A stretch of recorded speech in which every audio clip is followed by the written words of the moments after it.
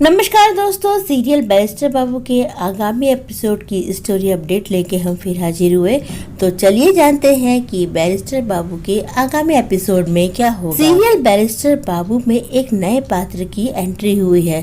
जी हाँ, ब्रिजवासी नाम के एक पात्र की एंट्री हुई है जो कान्हा की तरह नजर आता है और गीता के उपदेश देता है। वो अनिरुद्ध से टकरा जाता है। ब्रिजवासी अनिरुद्ध के बारे में सब कुछ जानता है। वो ये तक जानता है कि अनिरुद्ध एक बैरिस्टर है। अनिरुद्ध कहता है कि राय चौधरियों के बारे में जानना कोई बड़ी बात नहीं है, कोई भी हमारे बारे में जान सकता है। ब्रिजवासी बताता है कि मैं भी तुम्हारी तरह एक बैरिस्टर था, हमेशा तर्क करता रहता था, सबूतों के पीछे भागता था। सच्चाई देखने की जगह मैं सबूत के पीछे भागता था, लेकिन अब मैं गीता का ज्ञान बांटता हूँ। अनिरुद्ध कहता है कि मैं साधु संतों इन सब बातों में यकीन नहीं करता, और वैसे गीता में ही तो लिखा है कि इंसान को अपने कर्म पे भरोसा करना चाहिए। ब्रिजवासी कहता है कि तुमने गीता ठीक से पढ़ी है, गीता में सभी सवालों का जवाब है। अनिरुद्ध कहता है कि मैं अपनी मुश्किलों का हल खुद ढूंढता हूँ, मुझे इसके लिए भगवान का सहारा लेने की कोई जरूरत नहीं। ब्रिजवासी कहते हैं कि तुमने ये बात तो मान ली ना कि तुम किसी कठिनाई में हो। ब्रिजवासी अनिरुद्ध से कहते हैं कि तुम्हें अपने कार्य को सिद्ध कराने के लिए ईश्वर के आशीर्वाद की जरूरत नहीं पड़ती। अनिरुद्ध ब्रिजवासी से कहता है कि तुम बड़े अजीब व्यक्ति हो, लेकिन मुझे तुम्हारी मदद की जरूरत नहीं है। अनिरुद्ध मोरपंखी को फेंकता रहता है तो ब्रिजवासी कहते हैं कि इस मोरपंखी को मत फेंको, इसे अपने पास रखो, ये तुम्हें इस बात की याद दिलाएगा कि तुम्हें एक न एक दिन कान्हा की शरण में आना पड़ेगा। ऐसा कहकर ब्रिजवासी वहाँ से चले जाते हैं। अनिरुद्ध मोरपंखी को हाथ में लेके सोचता है, चमत्कारी मोरपंखी मुझे मास्टर तो नहीं दिला पाएगी। इधर बिहारी बोंदिता को ब्रिजवासी के बारे में बताता है कि वो एक बैरिस्टर थे। एक दिन उन्हें सपने में कान्हा जी दिखे और कान्हा जी ने उन्हें मार्गदर्शन किया कि उन्हें बैरिस्ट्री छोड़ के गीता का ज्ञान बांटना चाहिए, और इसके बाद उन्होंने अपनी बैरिस्ट्री हमेशा के लिए छोड़ दी। बिहारी बोंदिता को बताता है कि एक दिन वो सो के उठे तो उनके सिरहाने कान्हा जी की मूर्ति थी।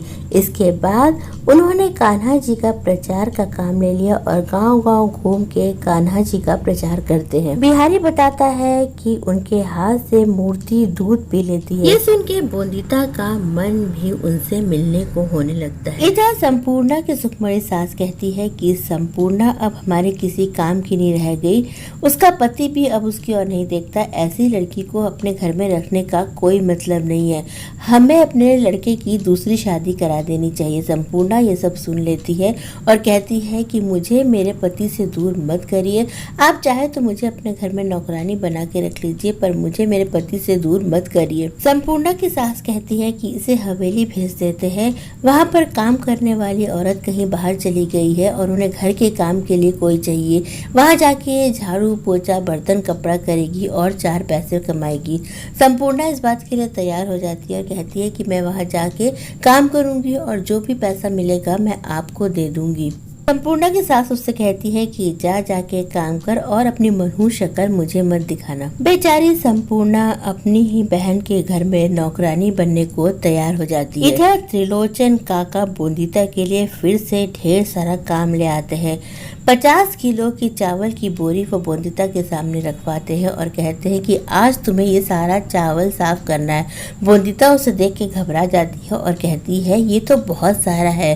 त्रिलोचन काका कहते हैं कि आज कोई मास्टर जी नहीं आने वाले, तुम आराम से इस चावल को साफ कर सकती हो। तभी बटुक आता है और कहता है कि बोंदिता के लिए मास्टर जी आ गए हैं और वो स्टडी में है।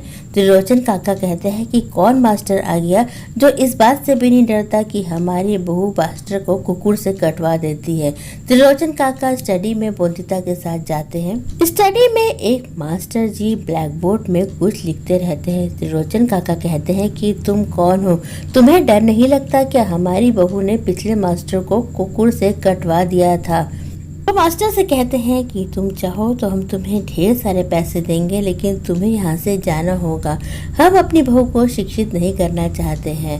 तभी मास्टर जी पलट जाते हैं और मास्टर जी कोई और नहीं बल्कि अनिरुद्ध रहते हैं। अनिरुद्ध को मास्टर के रूप में देख के त्रिलोचन और विनय घबरा जाते हैं। अनिरुद्ध कहता है कि आज से बोंदिता का शिक्षक मैं हूँ, बोंदिता को शिक्षा मैं दूंगा, मैं ही उसका मास्टर हूँ।